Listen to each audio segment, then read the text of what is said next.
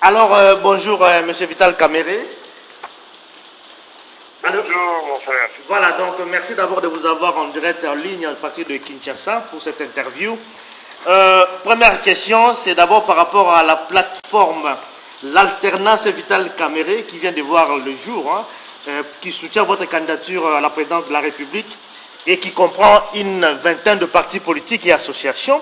Et avec la naissance de cette plateforme, est-ce qu'on peut aujourd'hui mettre une croix à la candidature unique de l'opposition pour la présidentielle de la République?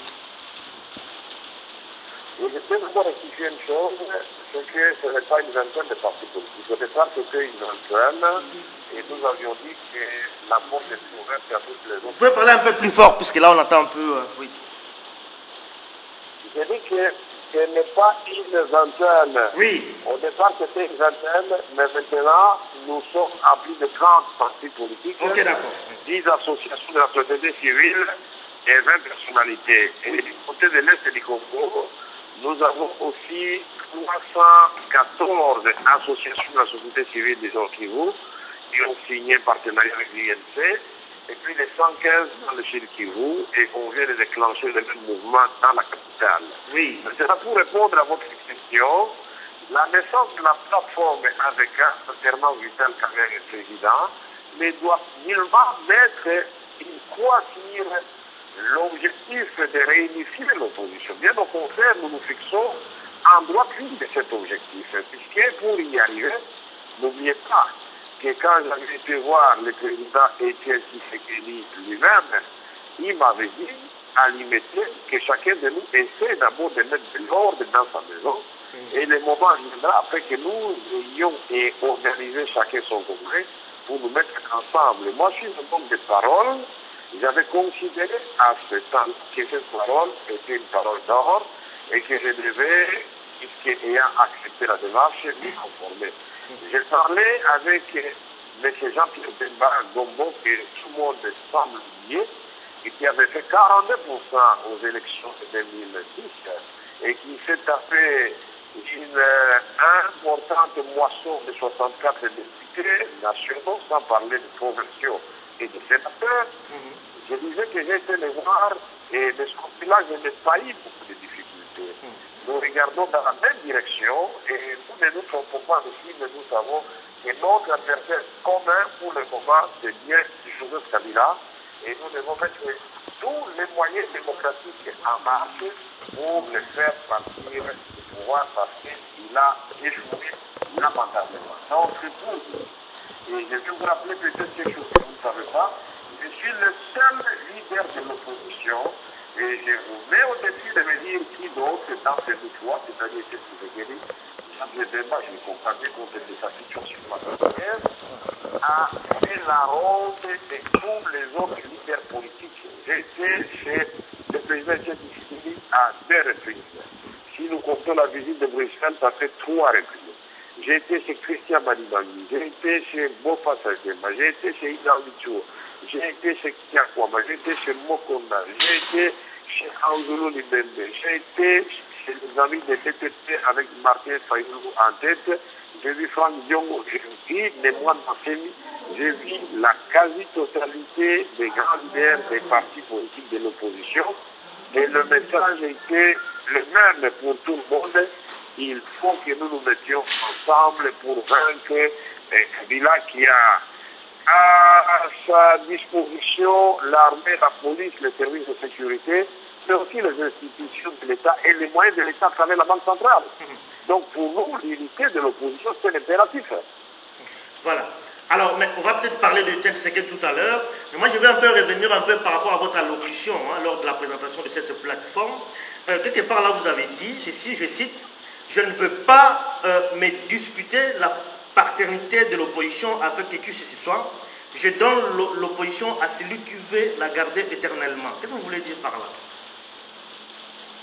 Vous avez sauté un bout de phrase, je pensais que vous venez de dire. Oui. J'avais commencé par dire que pour moi, l'opposition, c'est un état d'esprit.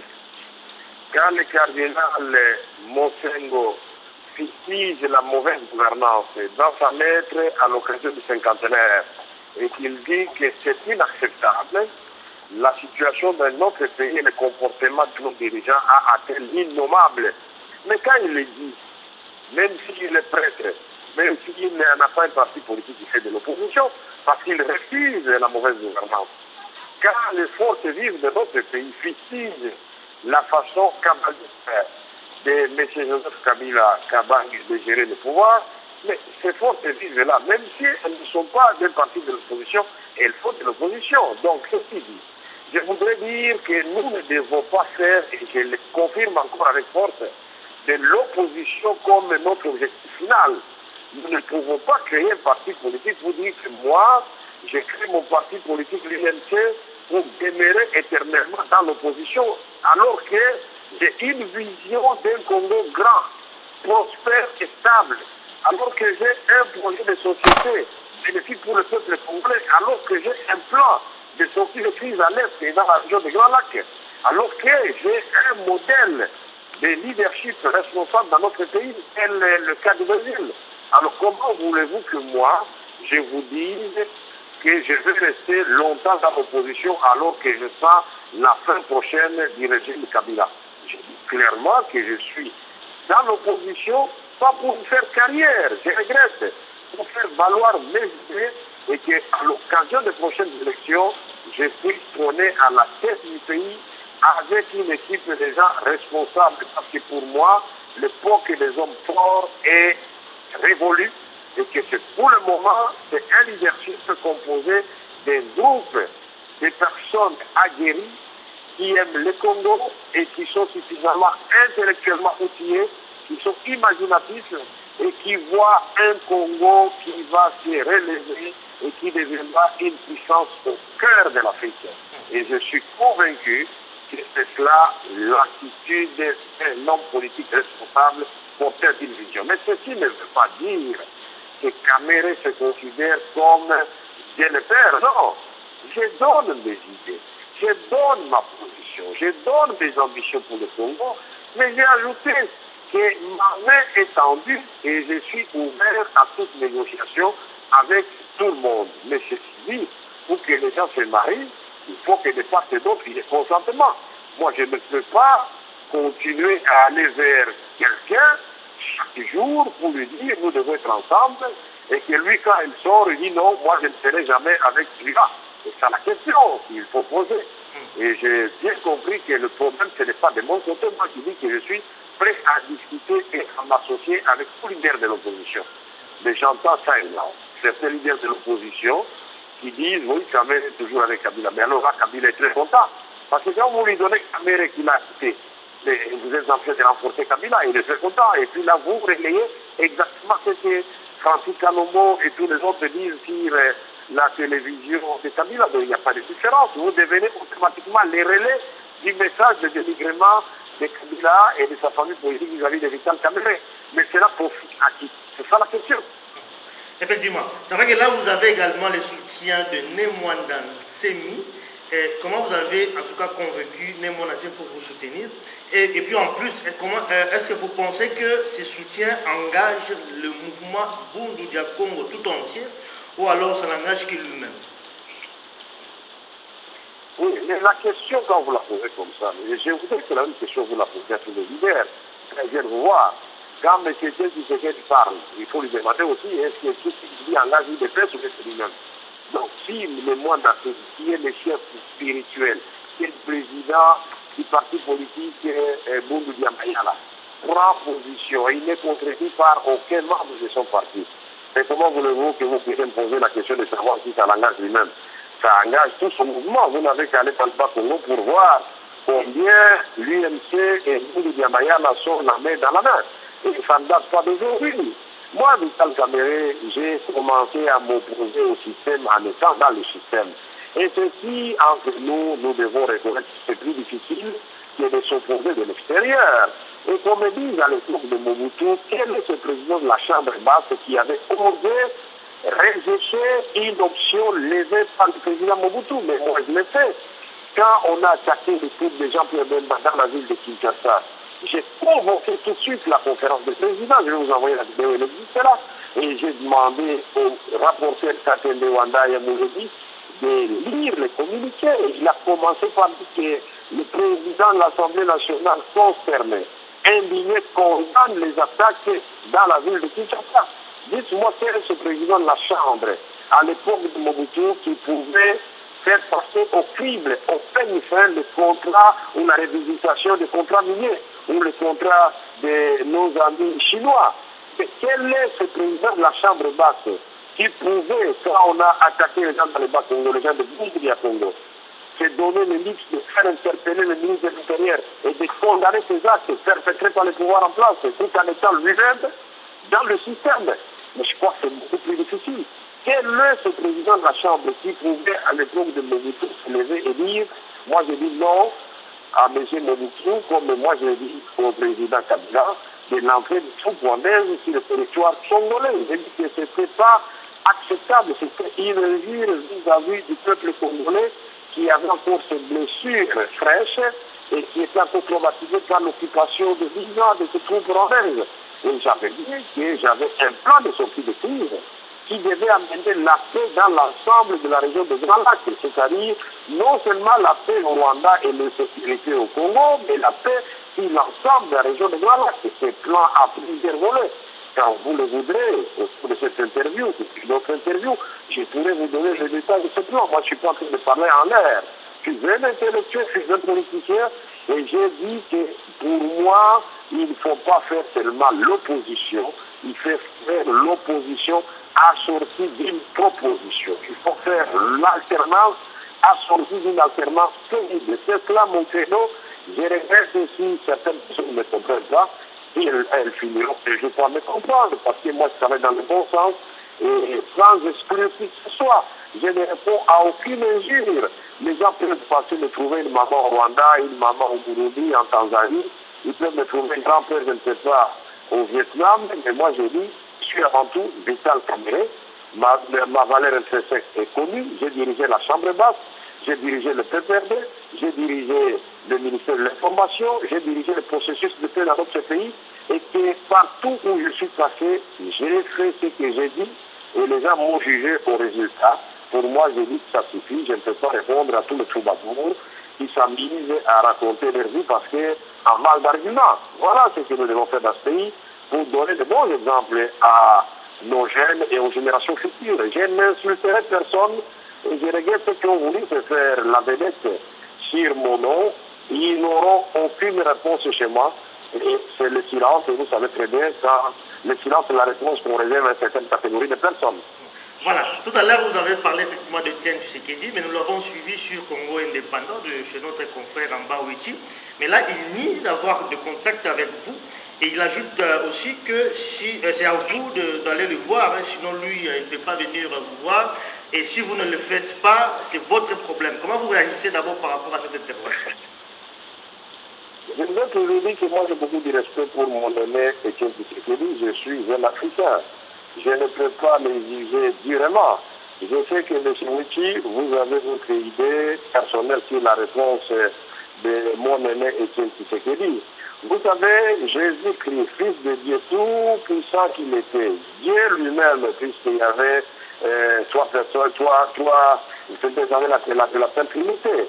Donc, Dieu le Père, Dieu le Fils, Dieu le Saint-Esprit. Et donc, Jésus-Christ, tout Dieu qu'il était, il s'est humilié, il s'est fait homme et il est descendu parmi nous pour nous délivrer de nos péchés et nous sauver.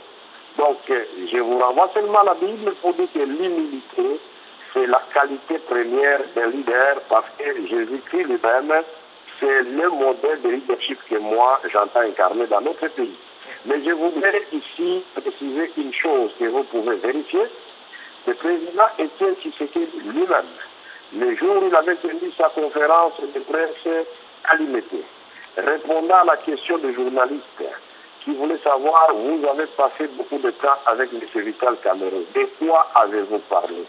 M. Tshisekedi a dit, c'était une rencontre d'abord de deux hommes politiques et nous avons parlé du projet de rassemblement de l'opposition.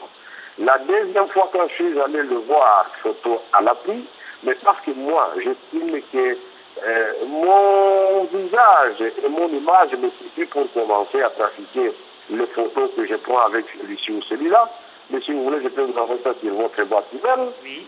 J'ai vu le président Etienne Tshisekedi en présence d'Albert Moleka et je suis allé lui présenter mon projet de la réunification de l'opposition. Je lui ai dit, vieux, moi je pense que nous devons privilégier une démarche de réunification de l'opposition à partir des valeurs. Je lui ai dit, vous savez, nous sommes en train de nous battre tous pour être candidats président de la République, mais pour quelles élections? J'ai même été, en tout cas, j'ai posé des actes prémonitoires, je lui avais dit, mais nous pouvons nous battre pour la présidence. Mais si les élections ne sont pas transparentes, si elles ne se passent pas dans de bonnes conditions, si nous ne sensibilisons pas suffisamment la population pour qu'elle s'enrôle et pour qu'elle comprenne qu'il y a un nouveau leadership qui va venir, même si elle a été déçue en 2006, si nous n'avons pas un programme minimum de gouvernement à proposer à notre peuple pour montrer que nous avons fait des choses différemment par rapport à Kabila et son équipe, mais ça sera de la peine perdue puisque Kabila aura gagné déjà les élections sur papier. Il contrôle l'armée, il contrôle la police, il contrôle les services de sécurité, il contrôle les cours de tribunaux, il contrôle les médias. C'est pourquoi moi j'avais dit, la CENI, d'accord, mais nous devons surveiller la CENI à la loupe. Mais après la CENI, nous devons nous battre pour qu'on instaure la Cour constitutionnelle qui jouera un rôle, pas de moindre, dans le processus électoral à la fin. Nous disons, il faut nous battre pour qu'on puisse installer l'autorité des médias qui est prévue dans la Constitution et dont la loi a déjà été promulguée pour que nous ayons tous un accès équitable aux médias publics et aux médias privés, pour que les ministres de l'information ne fassent des incursions dans le secteur des médias pour fermer n'importe quelle chaîne qui ne parle pas du bien du président Kabila. Et j'avais dit que nous devons nous battre pour que nous ayons un mécanisme de sécurisation des élections, aussi bien pour les acteurs politiques que pour le processus lui-même, c'est-à-dire les électeurs, garantis par la communauté internationale. Nous devons nous battre pour qu'il y ait un mécanisme d'acceptation des résultats. Prenons l'hypothèse qui est la plus probable. Quand Joseph Kabila va perdre les élections, mais comment va se composer la garde républicaine? Est-ce que nous y avons déjà pensé, nous, de l'opposition, pour que nous puissions sensibiliser et notre population et la communauté internationale, que nous puissions demander au président Kabila, que nous puissions parler de la question? J'ai dit le deuxième axe, si nous ne sensibilisons pas suffisamment chacun dans sa contrée, la population, et nous aurons des provinces qui aura moins d'enrôlés, et les gens vont tout simplement rester chez eux. Mais si nous ne disons pas à notre population que la démocratie reste encore une voie qui peut apporter l'espoir, mais la population va se lasser, puisqu'en 2006, après les élections, elle considère que sa situation a même dégringolé.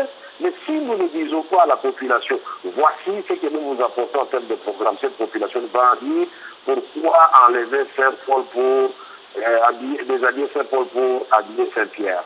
Voilà, une fois constitué, nous pouvions donc dessiner le portrait robot de celui qui va battre Kabila, puisque l'adversaire, nous le connaissons. Quelles sont les qualités? À ce moment-là, nous qui sommes des candidats potentiels, nous ne devons pas être en même temps juges et partie prenante à l'affaire. Donc nous devons laisser les autres membres de l'opposition, et l'idée, je l'avais lancée depuis très longtemps, au sein des états généraux de l'opposition, de nous de partager. Et moi, je voudrais vous dire tout de suite, si l'opposition, dans son ensemble, de façon sérieuse et impartiale, arrive à la conclusion que c'est Etienne Tshisekedi qui doit prendre le flambeau de l'opposition, Vital Kamerhe est prêt à se mettre derrière Etienne Tshisekedi. Si l'opposition dit que c'est Jean-Pierre Bemba, Vital Kamerhe est prêt à se mettre derrière Jean-Pierre Bemba. Mais si l'opposition dit que c'est Vital Kamerhe, parce qu'il est de l'Est, il va mettre Joseph Kabila en difficulté, va lui arracher tout l'électorat de l'Est qui avait fait que Kabila gagne, puis Kabila avait gagné sans le Bekassa et sans l'Ouest. Ça, c'était Bemba qui avait empilé de ce côté-là. Si on estime que sur le plan tactique, c'est Kamerhe qui va mettre Kabila en difficulté parce qu'étant de la même contrée de l'Est. Si les gens estiment que parce que Kamerhe connaît très bien Kabila, il peut donc le déboulonner comme pour le cas de Sarkozy et Chirac, moi je crois qu'à ce moment-là, les autres doivent accepter de se mettre derrière moi. Mais je ne dis pas d'emblée que ça doit être moi et pas quelqu'un d'autre. Voilà tout ce que je voudrais préciser pour qu'il n'y ait pas de confusion. Je dis donc que le président Tshisekedi, non seulement à Bruxelles, à l'Ouest et la mer, dans son appartement, et moi je ne fais pas de la publicité quand je vois des gens comme ça, je l'ai vu à l'UMBT à des reprises, la première fois, il avait sa conférence de presse, J'étais parti lui dire respectueusement que je ne participais pas à cette conférence de presse et que je laissais mon secrétaire général. Et je l'ai vu la deuxième fois avant de commencer ma ronde pour la réunification de l'opposition. Voilà. Donc ce sont des choses qui pouvaient vérifier. Voilà, mais c'est qu'on vous reproche, Vital Kamere, depuis longtemps, on vous reproche à l'UDPS de ne pas vous ranger justement derrière la candidature de Tiens Tshisekedi. Vous cherchez le profil, alors que Tshisekedi est là, il représente l'opposition, il incarne l'opposition depuis longtemps, mais vous cherchez toujours le profil depuis. Mais là, on ne vous comprend pas, c'est pourquoi on vous accuse d'ailleurs d'être une top du pouvoir de Kabila. Et mais comment vous répondez d'abord à cette accusation? Nous avons reçu Moubaké ici dans notre studio, il vous a fustigé, hein, mais là, comment vous répondez? Pourquoi vous, jusqu'aujourd'hui, vous voulez toujours pas vous ranger derrière la candidature de Tiens Tshisekedi? Non, ça, nous ne pouvons pas chasser la dictature par des moyens dictatoriaux. Non, ce n'est pas acceptable. Personne n'a le droit de dire aux Congolais que c'est telle et personne d'autre. Nous voyons le Parti socialiste français, il y a plusieurs candidats, mais au finish, il n'y en aura qu'un seul. On a vu le cas de Hillary Clinton et d'Obama. Tout le monde disait que parce qu'Hillary Clinton est plus âgée... Mais ce n'est pas le cas au Congo, on dit que le Congo est occupé. Hein. Il faut d'abord nettoyer avant de parler de programme. Laissez-moi répondre. Tout le monde disait que c'est Hillary Clinton qui va passer. Mais l'électorat a décidé autrement. Personne parmi nous n'a le droit de se substituer à l'électorat. Soit-il l'électorat des États généraux de l'opposition. Je ne sais pas si vous comprenez très bien. À moins que vous me disiez que dans ce pays, plus personne, tant que Tshisekedi sera en vie, ne va se présenter ou ne va dire qu'il est candidat, même s'il doit se démettre après. Non, je crois que les jeux démocratiques ici, c'est d'abord parler. Nous devons discuter entre nous. Et quand vous dites que moi je ne peux pas discuter avec un tel, donc pourquoi vous cherchez encore qu'il soit derrière vous? Et quand vous dites qu'un tel n'est pas de l'opposition, mais pourquoi vous voulez qu'il se range derrière vous? Donc ce sont ces gens-là justement qui disent des choses comme ça, qui nous éloignent. Moi je voudrais tout simplement retenir ce que le président Tshisekedi avait dit de positif aux États-Unis d'Amérique.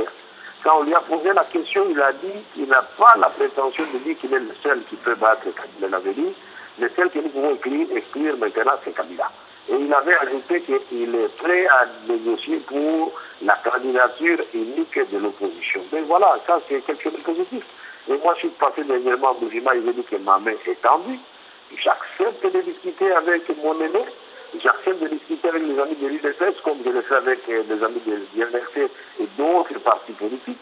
Mais je suis un homme politique à part entière et je refuse qu'on me dise qu'à 50 ans, je suis encore jeune. Je suis un homme à part entière porté d'idées et donc nous devons discuter pour trouver un compromis. Le compromis en politique, c'est ça qui débloque tout ce que nous voulons faire. Voilà. C'est vrai que, mais par rapport, revenons un peu par rapport à la candidature unique de l'opposition. Est-ce que c'est toujours encore à l'ordre du jour? Est-ce qu'on peut encore parler de cette candidature unique de l'opposition pour donner la chance à l'opposition de gagner, hein, de remporter l'élection présidentielle? Moi, j'ai toujours fait confiance aux Congolais. Vous savez qu'à San City, quand nous étions au dialogue intercongolais, les partenaires extérieurs à un moment étaient découragés. Moi, je leur avais dit, ne vous en faites pas. Les Congolais, à un moment, donnent l'impression d'être entendus pour ne jamais s'entendre, mais ils finissent toujours par étonner. Ils peuvent tâtonner, ils peuvent parler pendant des mois, mais il suffit d'un truc de 2 jours pour qu'ils s'entendent. Nous avions eu Massir et on a passé une année en train de discuter. Mais il a suffi de 48 heures pour que Moustapha Niasse, ce Suisse africain du Sénégal, puisse nous mettre d'accord sur l'accord global inclusif que nous avons signé le 17 mai 2002. Donc il y a eu des tâtonnements, il y a des gens qui ont quitté les dialogues intercongolais, il y en a qui sont partis à Matadi, il y en a qui sont partis au Rwanda. Mais pour terminer, nous nous sommes retrouvés ensemble pour signer le plan global inclusif. Donc il ne faut pas être pessimiste. À partir du moment où l'INC et Vital Kamere disent que nous sommes favorables à une coalition avec l'UDPS, avec le MLC, avec toute autre partie de l'opposition, j'aimerais que l'UDPS et son leader et d'autres lieutenants de l'UDPS disent que nous aussi, nous sommes favorables à une coalition avec l'INC, le MLC et d'autres parties de l'opposition, puisque nous avons démontré que les rares fois où les forces politiques et les forces libres du Congo se sont mises ensemble, se sont coalisées, elles ont engagé des victoires importantes. Mais Chaque fois qu'il y a exclusion, effectivement, il y a perte de temps et finalement il y a des dégâts collatéraux inimaginables. Bon, les exclusions n'ont jamais payé. Pour le moment, ne négligeons personne. Il est question de faire un grand rassemblement de forces politiques, sociales, pour que nous puissions mettre ce régime qui a échoué à côté le 28 novembre 2011. Mais pour y parvenir, je suis d'accord avec les amis de l'UDPS que nous devons avoir nos projecteurs branchés sur la commission électorale nationale indépendante pour surveiller les faits et gestes du pasteur Mulumba et de l'ensemble de son équipe, mais aussi sur le terrain pour savoir comment les choses se passent, en commençant par dénoncer ce qu'ils avaient dénoncé par écrit, les enfants qui se sont fait enrôler, l'enrôlement qui se fait de façon inéquitable, certaines provinces favorisées par rapport à d'autres, les militaires et les policiers qui se sont fait enrôler, les sécuritaires, les qui a fait que beaucoup de groupements ne se sont pas fait enrôler, Kinshasa, étonnamment, qu'il y a moins d'enrôlés par rapport au Katanga, qui est inacceptable. Donc tout cela, pour que nous arrivions à faire entendre notre voix, nous devons d'abord nous mettre ensemble. Mais si nous sommes divisés au niveau de l'opposition, le pouvoir est content et nous allons perdre et le peuple avec nous. Voilà ce que moi je peux dire. Voilà. Revenons un peu, tout petit peu par rapport à votre origine. C'est vrai que vous l'aviez évoqué tout à l'heure. Ça fait toujours débat ici à la diaspora. Hein. C'est vrai qu'on vous accuse d'être d'origine rwandaise, tout simplement parce que vous avez gardé le prénom Vital quand vous étiez étudiant, en pleine période de l'authenticité. Seuls les étrangers à l'époque avaient le droit d'avoir le prénom. Mais comment vous réagissez d'abord par rapport à cette accusation? D'abord, c'est faux et archi-faux. Je vais vous donner, si vous voulez, le numéro de Jean-Luc Boussard, oui, de Bavon Samputu, de Dick Master. Je peux vous citer les mémoires de tous mes amis. À l'université, pendant l'authenticité, je ne m'appelais pas Vital Kamere Tukur. Non, je m'appelais Kamere Kanidini. Kanidini, c'est le nom de mon père. Mon père s'appelait Constantin Kamere Kanidini. Donc mon père, c'est Kamere Kanidini. Je sais qu'il y a beaucoup de correspondants du Rwanda qui vous écrivent et qui se font passer pour des Congolais, pour essayer de déformer mon nom. Ils écrivent Wakadivini, Wakashishi, Wakabuba, Chakeme, d'ici et là-dedans. Mais ce n'est pas ça le problème. L'arbre généalogique de mon père est connu. Moi, mon père est de Kazimbo, notre village c'est Boului. Je suis de Walungu. Je suis allé même au confé de mon village pour aller voir mes oncles et mes tantes qui vivent encore. Et je suis né à Bukavu le 4 mars 1959, à l'hôpital congolais à l'époque, aujourd'hui hôpital général. J'ai étudié d'abord l'école maternelle à Bono 3. J'ai fait la première primaire, la deuxième année primaire à Bono 3. J'ai fait ma troisième primaire à l'école primaire des villes à Goma. Je suis allé au Kassai, en Gadajika, au Cap Tchonge, en Gadajika, j'ai fait ma quatrième primaire. La cinquième et la sixième année primaire, j'ai fait à l'Institut Saint-Amand de l'ingénieur Tchishindi, qui est déjà mort, paix à son âme. Et mon enseignant s'appelait Placide Mulumba. J'ai fait ensuite l'Odia.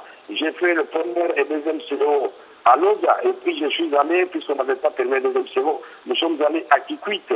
À Kikwit, à l'Institut Kangundu d'abord, j'ai fait le deuxième CO. Et puis je suis allé à l'EPTOC avec tout ce que vous connaissez là-bas, la coopération de M. Delperret, M. Mantova, tous mes professeurs à Kermans, je peux les citer de mémoire. Nous avons étudié avec l'équipe Poulou, avec beaucoup d'équipes passants, beaucoup des amis qui ont étudié avec nous à l'époque, qui se souviennent encore de moi. Et puis, finalement, je suis allé à l'Athénée royal de Kananga quand mon père était muté à Kananga. Et là, je n'ai pas pu terminer parce que tous ceux qui sont partis en Bujimaï, à l'Institut Moulemba, les dates de Bujimaï, où je décroché mon diplôme comme premier de Bekassai. J'étais le premier de Bekassai. Et après, je suis venu à l'université de Kinshasa, la faculté des sciences économiques, où j'ai terminé et c'était devant tout le monde à l'amphithéâtre comme lauréat de l'université. J'ai distingué en première session. Et ce jour-là, 15 jours après, le professeur Youngo Chabani, qui vit encore, m'a retenu comme assistant. Le professeur Kion Kiabantou m'a retenu comme assistant. Le professeur Lombeya Bessongo m'a retenu comme assistant. Avez-vous vu un assistant qui termine et qui a 3 professeurs qui se le disputent? Et j'ai donc enseigné les cours de comptabilité, à la faculté de droit pour assister le professeur Katanga Moutoumba qui vient aussi. J'ai enseigné le cours d'économie politique pour assister le professeur qui a monté le cours de mathématiques. J'ai enseigné le cours d'économie du tiers-monde pour assister le professeur Kabea Chikoukou qui vit encore, qui est recteur de l'université de Bougimaï. J'ai enseigné le cours d'économie de développement de microéconomie pour assister le professeur Yembo Chabani. J'ai été assistant et conseiller dans plusieurs ministères avec le ministre Mouchobeko, avec le ministre de Ramona Kalenda, avec le ministre Lombeya, avec beaucoup d'autres ministres jusqu'au ministre Kalumbe. Et donc j'étais même avec le professeur de secrétaire de la DTT comme directeur de cabinet à l'environnement et demandez-lui si j'étais rwandais à ce moment-là, puisque le professeur connaît toute ma famille et il venait à la maison et il sait de quoi je parle. Donc ces histoires-là, ce sont des débats en dessous de la ceinture. Ce que nous voulons, quelle vision nous avons pour le Congo et qu'est-ce que nous voulons faire pour le peuple congolais demain. Si vous me posez une question comme ça, je vous dirais que pour moi, le Congo, c'est une grande puissance endormie et qui peut se relever comme le Brésil s'était relevé, grâce à un leadership responsable. Le reste, je ne répondrai à personne. Et la personne se connaît, son nombre de 2 ou 3. Je ne répondrai pas à ces 2 personnes-là. Pour moi, à cet âge-là, c'est l'âge de la sagesse, on ne verse pas dans des histoires qui vont endormir le peuple congolais. Et pour terminer, la réponse apportée à ces gens-là, je suis allé à Goma et à Bukavu, les bastions des nationalistes, des résistants. Je crois que les images là ont parlé d'elles-mêmes. Et ces gens qui m'ont accueilli pour toi, ce sont des Rwandais. Alors là, cessez d'insulter les gens du Kivu, parce que vous allez produire quelque chose de très grave dans ce pays et qui peut profiter à l'ennemi du Congo. Tous ceux qui disent ça, moi je me demande s'ils n'ont pas un agenda caché et en train de travailler pour l'ennemi du Congo. Comment Vital Kamerhe, qui a refusé l'entrée de troupes rwandaises sur le territoire congolais, paradoxalement c'est celui-là qu'on va taxer de Rwandais. Et les autres, qu'est-ce qu'ils avaient dit à ce moment-là? Bouche bée, silence complice. Ils n'ont rien dit. Je n'ai rien entendu de ce côté-là. Comment Vital Kamerhe, qui a refusé les contrats chinois tels qu'ils avaient été élaborés au départ, il devient rwandais. Vital Kamerhe, qui a donné la parole à l'opposition et à la majorité à l'Assemblée nationale, il devient rwandais. Vital Kamerhe, qui a condamné les histoires contre Jean-Pierre Bemba et qui a été voir Jean-Pierre Bemba à l'ambassade de l'Afrique du Sud étranger avec sa femme, qui a été le voir au Portugal et à La Haye, et je ne le faisais pas encore en perspective d'une quelconque campagne électorale ou présidentielle à venir. J'étais encore président de l'Assemblée nationale, et c'est celui-là que vous avez qualifié de Rwandais. Non, respectez quand même ce peuple congolais. Et je voudrais terminer en disant que pour moi, les Rwandais sont des êtres humains, ils sont ressortissants de leur pays, les habitants du Rwanda s'appellent les Rwandais, et ce sont cette histoire de croire que pour défendre le Congo, il faut rwandaliser tout le monde, il faut insulter les Rwandais. Non, mettons en place une armée républicaine, de ce nom, une police au service de l'ordre public et de la sécurité, une justice distributive, une administration publique et territoriale qui marche, et une diplomatie de développement. Et le Congo, avec ses 9 voisins autour, a une position géostratégique enviable, importante, déterminante pour que le Congo devienne une puissance à la fois économique et militaire. C'est ça que nous devons faire au lieu de passer notre temps dans des bêtises pour nous faire remarquer. Mais remarquez que cela ne fait pas avancer la cause des enfants de Massouya qui souffrent ou bien des femmes qui sont violées à l'Est. Quelle solution par rapport aux viols à l'Est? Quelle solution par rapport aux violences à l'Est?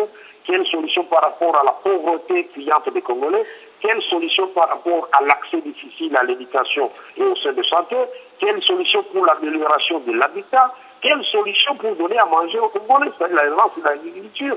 Si vous posez des questions intelligentes comme ça, je vous répondrai puisque j'ai tout ça là, vous avez déjà répondu également. C'est une question aussi importante pour l'avenir du pays. Mais nous avons également suivi les lancements officiels des cartes de membres de votre parti avec un engouement sans précédent où chaque membre du parti pouvait proposer n'importe quel montant pour l'achat de cartes de membres. Avec ça, on peut dire aujourd'hui que le parti est désormais bien implanté au Congo, l'INC. Oui, l'INC, je dois remercier d'abord le bon Dieu. Oui. Pour le moment, sans fausse modestie, nous ne sommes si pas le premier mais le deuxième parti le mieux implanté du pays. Et vous pouvez téléphoner à n'importe quel coin du territoire ou aller sur Internet, on vous dira que l'INC est là-bas. Commencez par votre propre territoire, M. Weki, vérifiez si l'INC là et vous me direz de nouvelles. Et j'ai dit aux amis, nous devons avoir de l'imagination. Nous n'avons pas trempé dans la caisse de l'État. Nous n'avons pas des millions qu'on nous prête qui se trouveraient quelque part. Non, nous devons savoir comment financer notre campagne. Et j'ai donc lancé officiellement, et je l'ai dit, n'ayons pas honte ni peur d'imiter ce qui a marché ailleurs. Le président Obama avait ouvert des comptes pour demander à tout Américain qui est acquis au changement d'y verser même $1, même $2, mais la sommation de tout cela va lui donner de l'argent.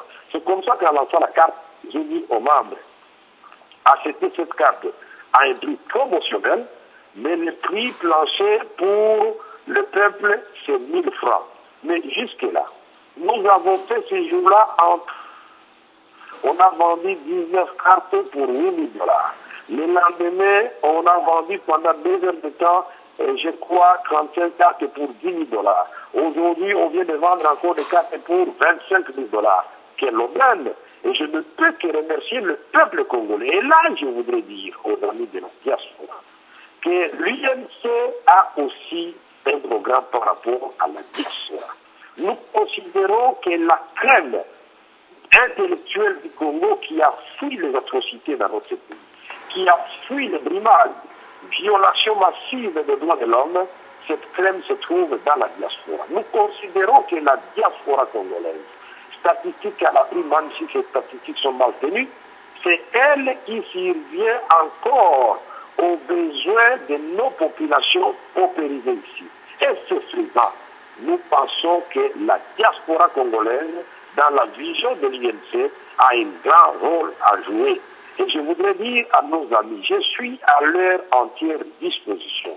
S'ils ont des questions à me poser, s'ils ont des suggestions à me faire, ils peuvent le faire directement. Ce que je refuse, c'est de prêcher l'injure, c'est de prêcher la barbarie, c'est de dire, bon, moi je vais aller attendre tel dans un coup, je vais les tabasser. Cela ne fait que nous affaiblir alors qu'eux sont de grands combattants, des grands militants. Mais je voudrais qu'ils deviennent des combattants et des militants pour le développement du Congo. Et ensemble, avec eux, leur intelligence, leur force, nous pouvons transformer ce pays comme Lula avait transformé le Brésil. Ne soyons pas distraits, mes chers amis.